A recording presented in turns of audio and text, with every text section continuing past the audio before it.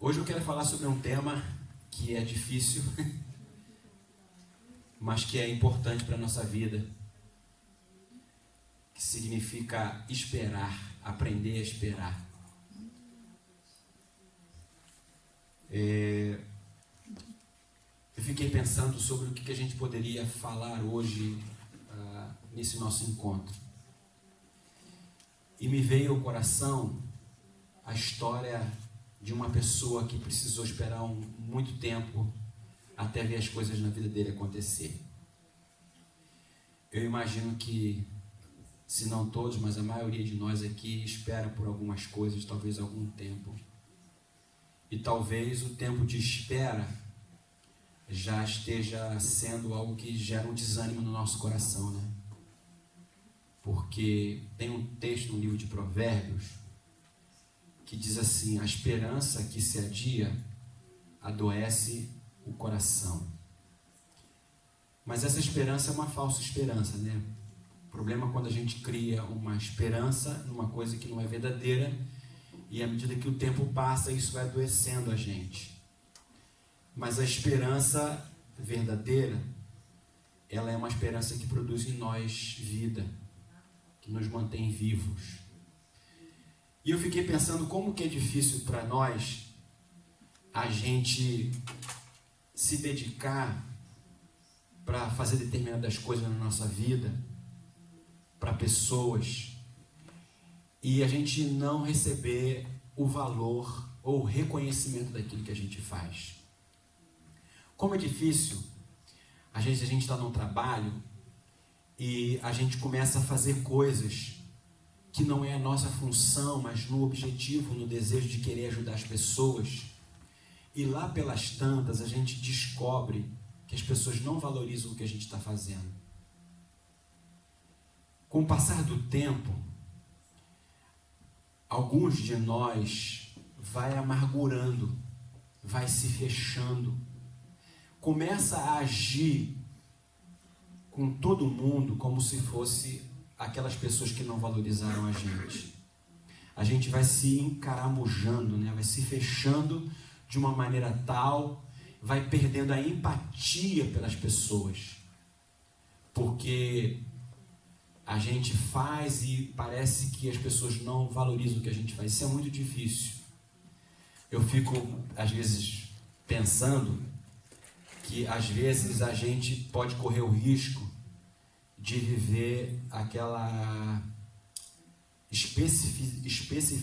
não vai ser a palavra, de trabalhar numa coisa que é nossa específica. Já viu quando você vai numa loja, aí você quer comprar uma coisa de elétrica, você pergunta com o cara que é de outro setor, ele fala: vou procurar meu colega, especialidade, ele só sabe fazer aquilo, né? Ele não tem a coragem de arriscar e dizer para você: eu acho que é assim. Não, ele não diz nada, ele manda você procurar o outro. Não, isso não é comigo, é com o meu colega. Às vezes também com preocupação de dar uma informação errada, né, e ser mal interpretado. Mas a verdade é que, à medida que a gente vai fazendo as coisas que não é nossa tarefa e as pessoas não valorizam, a gente prefere fazer só aquilo que é a nossa a estrita responsabilidade. Só que isso é muito ruim, porque isso faz com que a gente fique insensível, faz com que a gente perca a sensibilidade da dor do outro, o que Jesus não era. Jesus era uma pessoa profundamente sensível, ele apanhava, mas ele fazia. Tem um episódio de Jesus muito interessante, depois vocês leem na Bíblia. Quando Lázaro morreu, as irmãs de Lázaro mandaram avisar para Jesus que ele teria que voltar para Betânia, porque Lázaro estava doente. E aí Jesus fala para os discípulos assim: ó, gente, vamos ter que voltar para Betânia, porque Lázaro está doente. Aí o discípulo fala assim: mas não acabaram de apedrejar a gente lá, a gente vai ter que voltar de novo, né? Então Jesus é esse cara que ele vai tomar pedrada, mas ele vai. Mas a verdade é que, com o passar do tempo, isso vai endurecendo o nosso coração e vai fazendo com que a gente perca empatia. E isso acontece muitas vezes na nossa família. Às vezes a gente, dentro do seio familiar, observe que algumas coisas a gente deixa de fazer porque a gente não recebe o valor que a gente gostaria de receber em relação àquelas coisas. Às vezes são coisas simples. Às vezes são coisas que a gente faz que não fazia muito bem e a gente sempre ouve reclamação, a gente começa a deixar de fazer. E isso é uma coisa muito ruim. E isso vai tornando o nosso coração muito endurecido, vai trazendo para a gente muito problema. E eu fiquei pensando na pessoa de um personagem na Bíblia que, apesar de sofrer, de fazer sempre o bem e sempre não ser reconhecido, não desistia por causa de algumas coisas. Eu não vou poder ler o texto aqui com vocês, porque senão eu vou passar aqui lendo e eu não vou terminar. Porque a história dessa pessoa, do José, começa no capítulo 37 e vai terminar no 45. Então é texto para ler. Então o que eu vou contar a história para vocês, para resumir, e vou só focar os versículos que eu quero abordar aqui, para a gente conversar. Bom, a Bíblia fala que José, resumindo a história, foi vendido para o Egito, né? Os irmãos dele jogaram numa cisterna, depois uns comerciantes pegaram José, levaram ele para o Egito, um homem muito rico o comprou como escravo, chamado Potifar, e durante muitos anos ele trabalhou na casa desse Potifar. E José começou a se desempenhar bem na sua tarefa. Aquele chefe gostou muito dele, o patrão, que deu um monte de tarefa para ele diferentes tarefas. E o José foi crescendo. E a esposa, a mulher de Potifar, começou a gostar de José, sujeito bonito, bem aparentado. Ela começou a se interessar por ele e queria se relacionar com ele. E José, um sujeito muito fiel ao seu patrão, ao seu chefe, também a Deus, se negou a se relacionar com aquela mulher. E aquela mulher que não aceitava dizer não, né? Porque a gente que tem poder não aceita não como resposta, já viu isso? Só quando tem poder, ela não aceita não como resposta. Porque ela não conhece o não, porque ela acha que o dinheiro compra tudo, que o poder compra tudo. Só que de vez em quando se encontra alguns Josés na vida. E essa mulher encontrou José, e José falou não.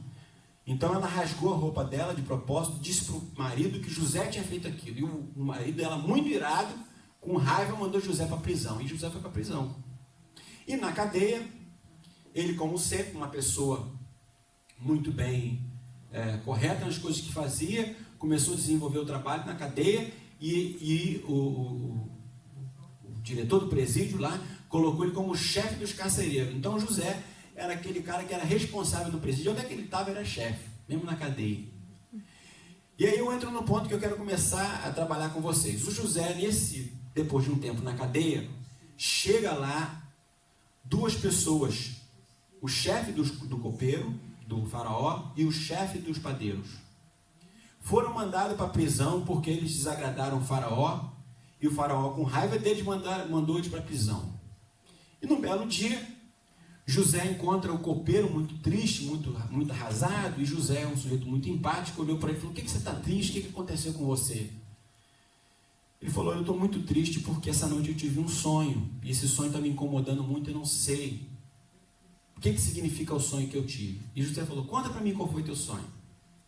E o copeiro falou: "Olha, eu tive um sonho, nesse sonho eu vi um cacho de uvas, e tinham 3 cachos separados, essa uva, e esses cachos de uva estavam na minha mão, e eu tinha na minha mão o cálice que o rei bebe, o vinho.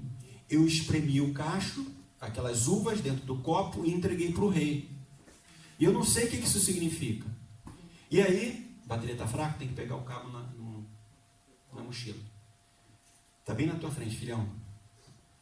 E aí o José falou para ele: "Olha, o seu sonho significa o seguinte: os 3 cachos de uva significa 3 dias. Dentro de 3 dias, o rei vai chamar você. E o fato de você ter exprimido a uva no cálice é porque o rei vai restituir você na função que você tinha. Você vai voltar a servir o rei de novo no palácio, o faraó." E aí o padeiro, o chefe do padeiro, ouvindo aquela história, falou: "Eu também tive um sonho, eu queria que você interpretasse meu sonho." E o José falou: "Tá bom, me conta qual que é teu sonho." Ele falou: "O sonho que eu tive, eu via 3 cestos de pães. E esses cestos de pão, dentro deles, tinham as melhores guloseimas que o rei gosta de comer. Só que esse cesto estava sobre a minha cabeça, e sobre a minha cabeça as aves vinham e comiam esses pães. Eu não sei o que é isso. E o José falou, olha, o seu sonho é o seguinte, os 3 dias são porque daqui a 3 dias o faraó vai te chamar. Só que ele vai cortar a tua cabeça. Você não vai ser restituído como foi o copeiro, mas ele vai decapitar a tua cabeça. E o texto então diz que, como José falou, aconteceu. O copeiro foi restituído e o padeiro foi decapitado. Só que antes do copeiro ir para o rei, o José fez um pedido para ele. Falou assim, quando você estiver diante do faraó, pede para ele, lembra de mim, dele lá, porque eu estou aqui na cadeia, estou injustamente, eu não cometi nenhum crime. Eu fui acusado falsamente. O texto diz que o copeiro esqueceu de falar com o rei e esqueceu de José. 2 anos se passaram. E quem teve um sonho agora foi o faraó. O faraó teve um sonho. E no sonho do faraó, ele disse que ele estava saindo do rio Nilo. E próximo ao rio Nilo, ele viu 7 vacas gordas, bonitas, viçosas. E de repente surgiram 7 vacas bem magras, completamente raquíticas. E essas 7 vacas magras comeram as 7 vacas gordas. Só Deus para interpretar um negócio desse, né? E diz o texto que ele teve também, nessa mesma noite, um sonho com 7 espigas de milho, bonitas, viçosas, e outras 7 espigas de milho bem magra, bem sem vida nenhuma. As 7 espigas de milho, magra, sem vida, comeu as 7 espigas viçosas. E o rei mandou reunir todos os sábios, todos os capazes do reino lá, os sábios, os magos, para poder tentar interpretar aquele sonho. O rei angustiado, sem saber o que fazer, e aí então ninguém conseguia decifrar o sonho. Até que o copeiro lembrou, olha, rei, eu lembrei de uma coisa. Tem um rapaz chamado José, que está lá na prisão, e eu e o padeiro tivemos um sonho, e a gente contou para ele, e ele interpretou, exatamente como ele falou, aconteceu. E aí o faraó fez o quê? Chamou José, falou, chama esse tal de José aqui. E foi lá o José para interpretar o sonho do faraó. E José então interpretou o sonho do faraó. Disse para o faraó, olha, as 7 vacas gordas significam 7 anos de fartura. O Egito vai ter fartura durante 7 anos, que vai ter tanto alimento que vai poder alimentar o mundo. O mundo vai vir para cá comer aqui no Egito, que não vai ter comida em lugar nenhum. Só que depois de 7 anos de fartura, vai ter 7 anos de pobreza absoluta. O mundo vai ficar sem comida nenhuma. E as espigas de milho é a mesma coisa. E ele disse para o faraó, eu sugiro ao faraó que procure uma pessoa para poder cuidar de administrar nos celeiros todos os alimentos que você tiver, guardar, para se preparar para os 7 anos de fome que vai vir. E aí o faraó falou assim, quem eu poderia colocar nessa função para poder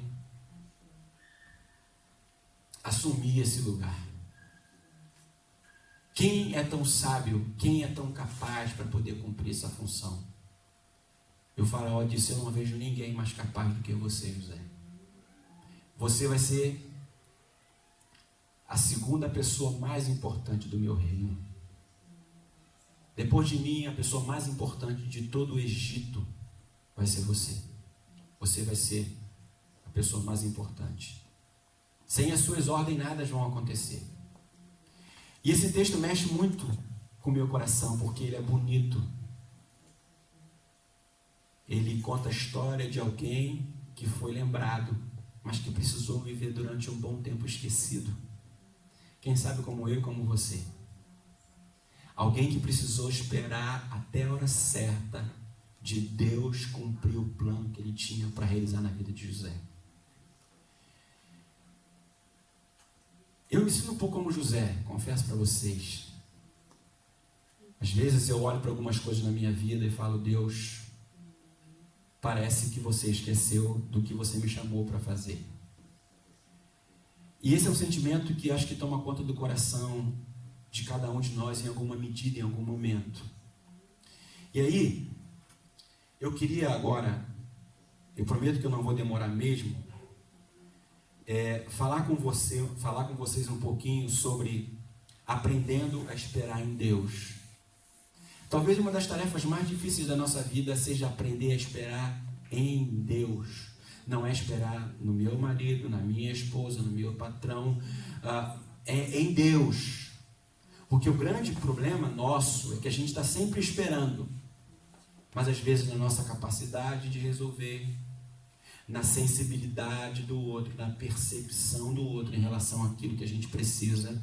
Mas o que significa esperar em Deus? Eu queria então falar aqui 3 coisas bem rapidinho. A primeira coisa é que aqueles que decidem, veja que esperar em Deus é uma decisão.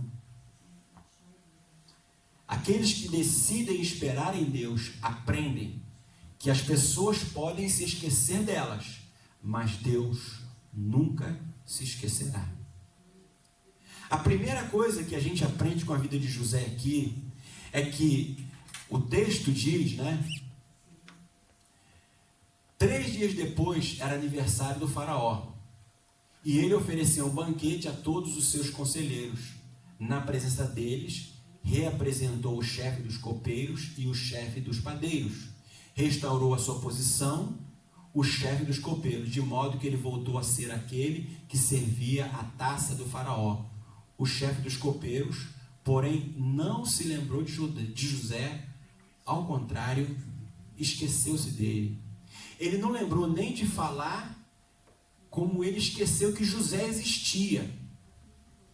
Como que alguém pode esquecer que uma pessoa que foi tão importante para a vida dele não existe mais? Ou seja, alguém que foi um elemento de vida para ele. José não deu um dinheiro para ele, José não ajudou, José trouxe uma palavra de esperança, de vida, ele estava morrendo. E esse texto me impressiona muito, porque esse texto diz que José foi esquecido, mas José continuou a fazer as mesmas coisas que ele fazia. Ele não ficou irado porque ele não foi valorizado, ele não ficou com raiva porque o copeiro, aquele sem vergonha que estava quase morrendo, eu me lembrei, não, ele não ficou amargurado, nem deixou de tratar bem as pessoas porque ele foi traído por alguém em quem ele investiu a vida.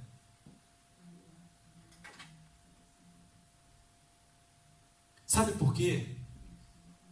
Porque José, se vocês forem ler toda a história de José, pulando já para o capítulo 45, quando os irmãos de José, que vendeu ele para o Egito, estão diante de José, os irmãos descobrem que aquele governador poderoso era aquele irmão que eles venderam e que eles podiam perder a cabeça. Sabe o que José diz para eles? Vocês intentaram um plano contra mim, para eu morrer, mas Deus tinha um outro plano por trás que vocês não sabiam, que era para trazer onde é que eu estou. Vocês apenas foram instrumentos de Deus para eu estar onde eu estou. José tinha clareza de que Deus nunca havia abandonado ele. Apesar das pessoas a quem ele havia ajudado esquecesse dele. Sabe o que eu queria dizer para você? É o seguinte: Deus não esquece de você. Eu posso esquecer de você. O teu marido, a tua esposa, o teu chefe, os teus amigos podem esquecer de você. Mas Deus não esquece de você. Não importa o tempo que você está esperando. Não importa se aquelas pessoas que não estão ajudando você são pessoas que você nunca imaginaria que fosse estar esquecendo de você. Mas saiba que isso faz parte do plano que Deus tem para a vida de cada um de nós.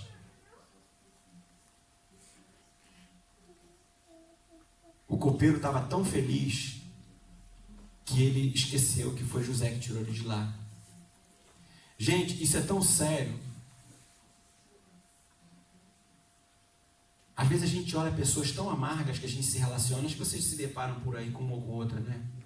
Gente que você parece que está sempre azedo, sempre mal-humorado, sempre reclamando.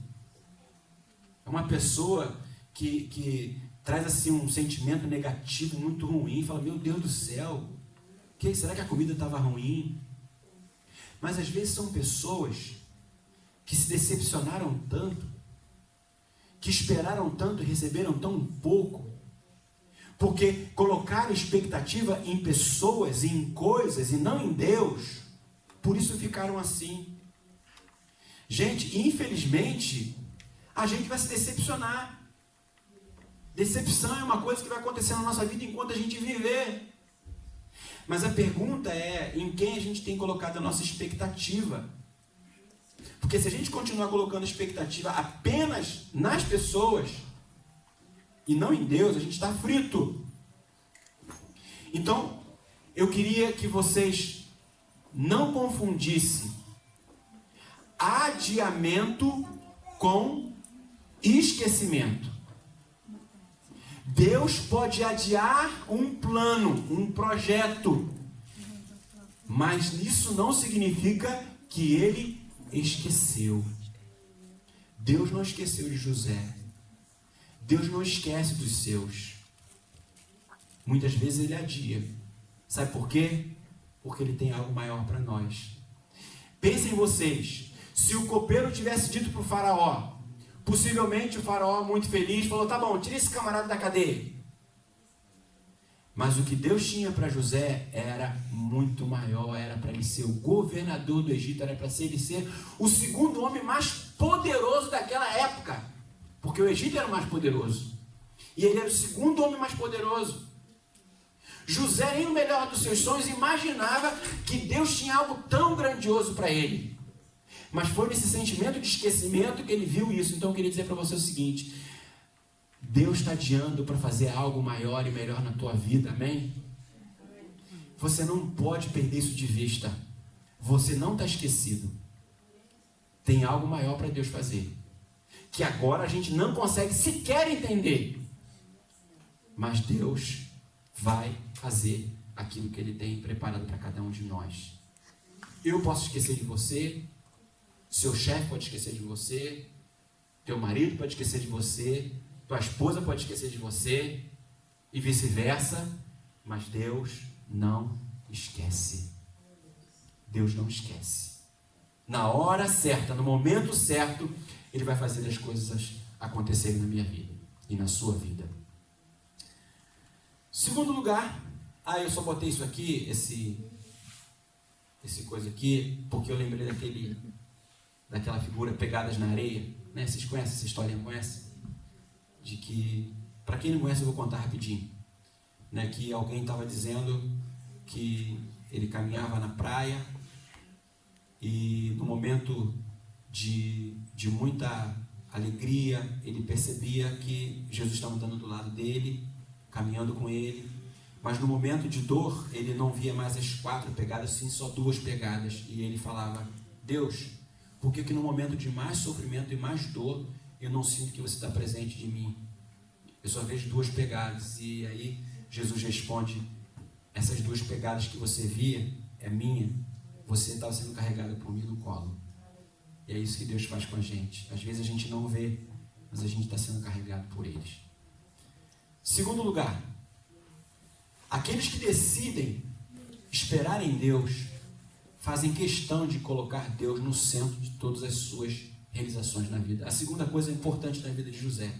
Veja, a primeira é saber que Deus não esquece da gente, ainda que as pessoas esqueçam. A segunda é Deus estar no centro. Olha que coisa interessante.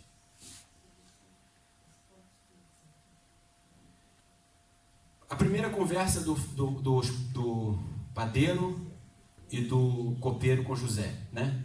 Eles responderam, tivemos sonhos, mas não há quem os interprete.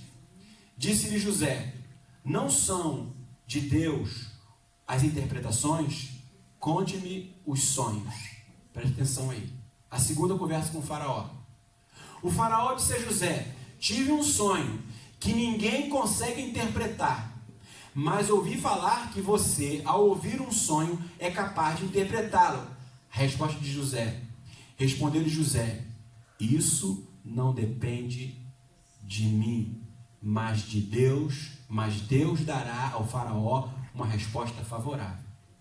Gente, José não quer a glória da revelação, da interpretação. Ele tem todo o cuidado em dizer o seguinte, o que eu faço, só faço porque Deus faz através de mim.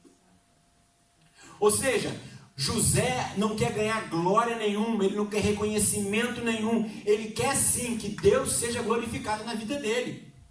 Que coisa bonita e séria, sabe por quê? Porque pensem vocês, o Egito era uma nação poderosa e o Egito tinha os seus próprios deuses, dos quais eles não abriam mão. E sabe o que José faz? José introduz um novo Deus no meio daquele panteão de deuses para dizer o seguinte: o Deus que eu sirvo é o Deus que vai fazer que nenhum dos seus deuses foram capazes de fazer. É isso que José está fazendo. Ele está colocando em risco a sua própria vida, porque o faraó podia, peraí, menos, os meus deuses são poderosos. Mas José decide introduzir o Deus dele no meio daquele panteão de deuses, para dizer que o Deus a quem ele servir é o melhor. José faz questão de dizer o seguinte: o centro da minha existência está em Deus, é por causa dele que eu estou aqui. Gente, a gente precisa ter isso muito claro no nosso coração. Nós precisamos entender que o que a gente faz, o que a gente é, só fazemos e só somos porque Deus é o Senhor da nossa vida. E isso, gente, precisa estar claro para aqueles que estão ao nosso redor. Não é para ser agente secreto de Deus. Tudo que Deus não precisa de gente, agente secreto. Se você tem que dar carteirada, é disso, de que você é uma pessoa do Senhor. Tem gente que gosta de dar carteirada porque é autoridade, né? Mas parece que dar carteirada de Deus é meio vergonhoso. E daí? O que tem a ver com isso? Estou ligando para isso? Eu preciso lá de Deus? Mas é isso que vai fazendo com que José viva as experiências que viveu com Deus. Eu gostei muito quando eu li o texto, eu falei, interessante. Ele diz, olha, quem dá os sonhos é Deus, então é Ele que vai interpretar, não sou eu. Não depende de mim. Eu não sou nada, eu sou apenas um instrumento de Deus. Deus é o centro da vida de José. Deus precisa ser o centro da nossa vida. As pessoas precisam saber a quem nós servimos e por que servimos. José fez questão de deixar claro que o dom que ele tinha vinha de Deus. Ele não queria roubar a glória de Deus.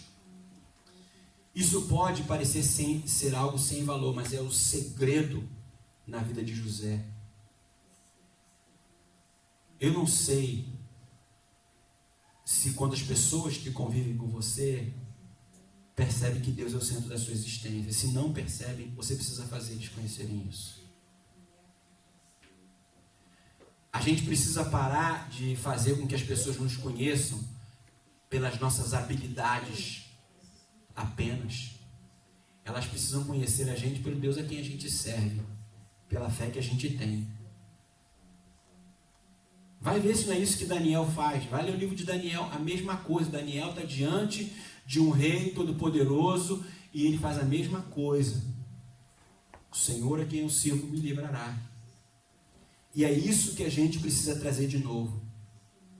A gente precisa trazer Deus para o centro da nossa vida, no nosso dia a dia, nas coisas que a gente faz, nos nossos projetos, nos nossos sonhos.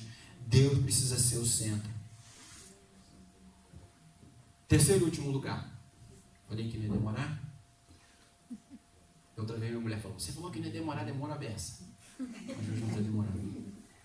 Terceiro e último lugar, aqueles que decidem esperar em Deus, não se lançam na primeira oportunidade que surge na vida, mas esperam que Deus os coloque lá. Essa é uma outra coisa maravilhosa.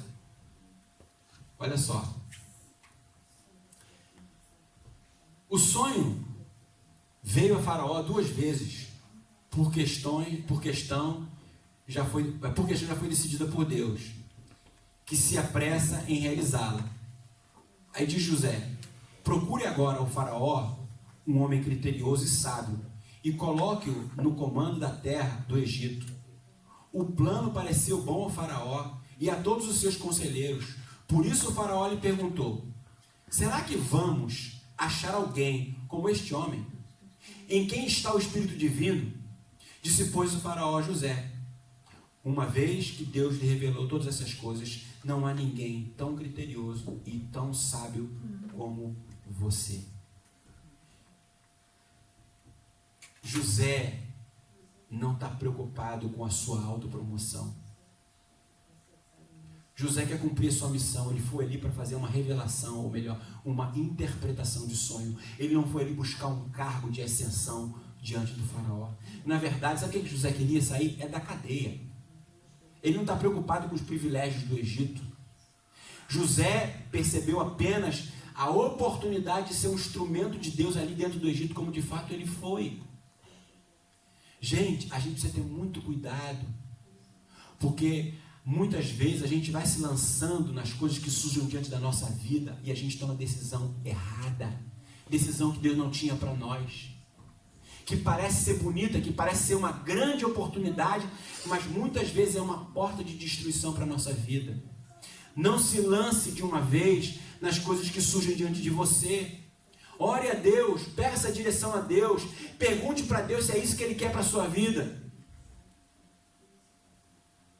Vocês sabem, eu tenho falado isso para minha irmã constantemente. Vocês sabem que ela está aqui lutando por a questão do visto.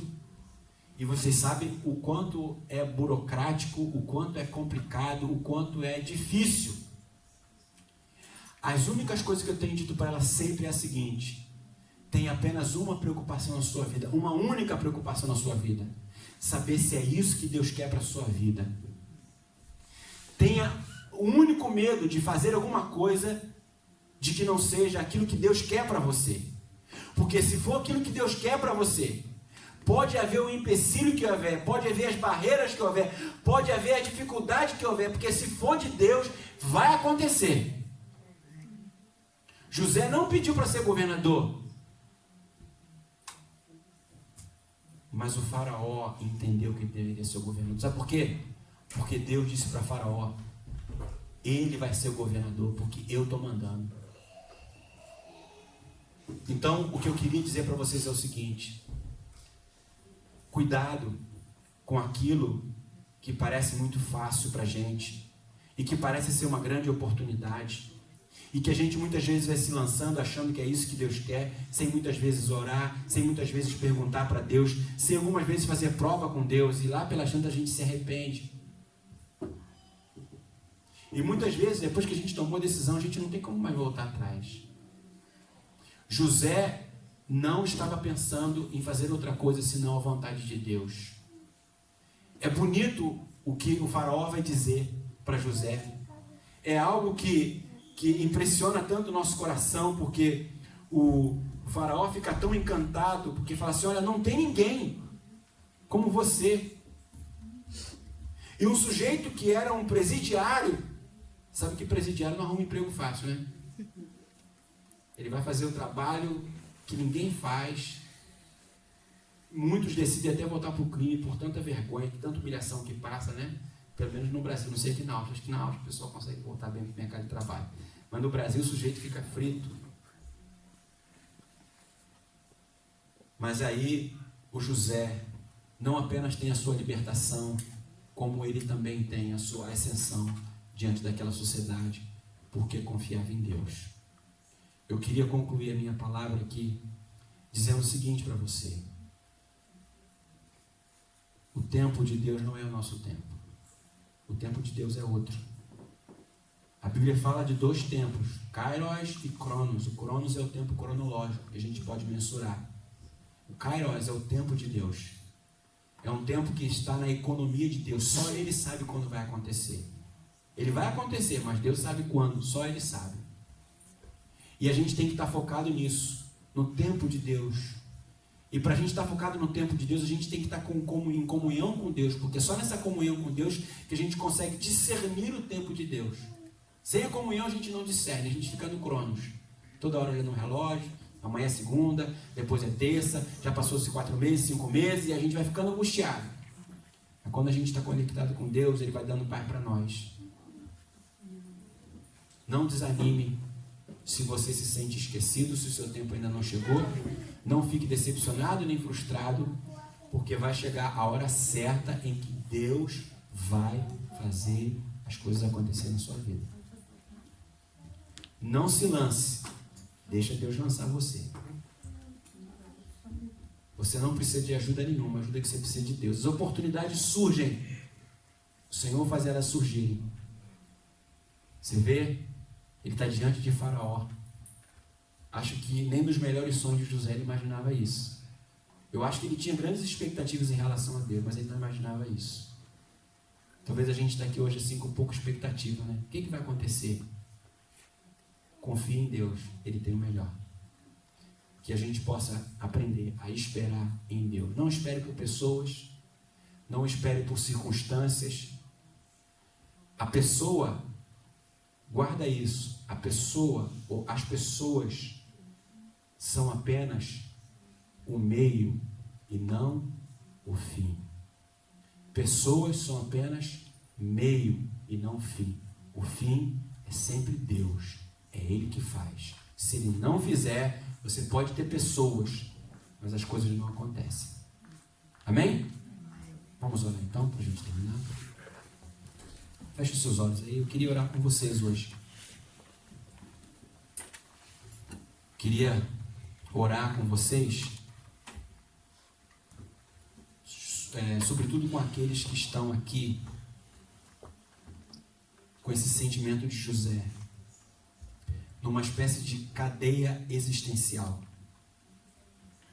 como se você estivesse esperando que alguma coisa na sua vida acontecesse, mas nada aconteceu.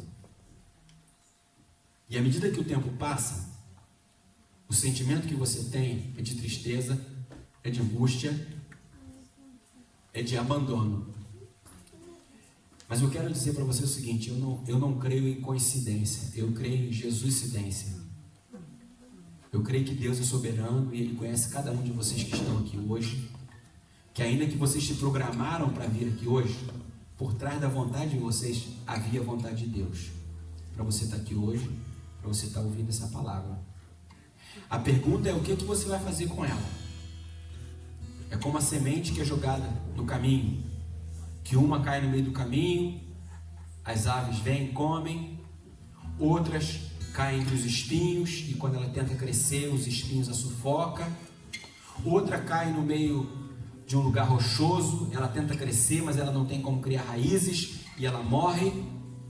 Ou a semente cai numa boa terra, e ela frutifica, ela produz fruto. Ou seja, o que você vai fazer com o que você ouviu é responsabilidade sua.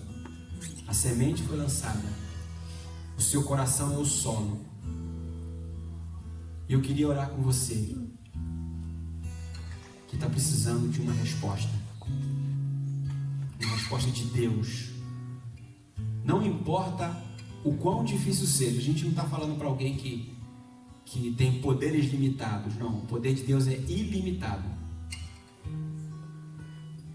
E se você está aqui hoje, tem alguém aqui hoje se sentindo assim, não fica com vergonha não. Quero pedir para você ficar de pé, onde é que você está? É pela fé. É um gesto que a gente vai se colocar diante de Deus, falando: Senhor, eu estou de pé aqui, porque eu preciso. E eu creio que essa palavra é verdadeira. E eu quero vivê-la na minha vida. Se você deseja isso, se você precisa disso, quero que você se colocasse de pé, porque eu quero orar com você agora. Quero que você coloque diante de Deus. O que você tem esperado que ainda não aconteceu?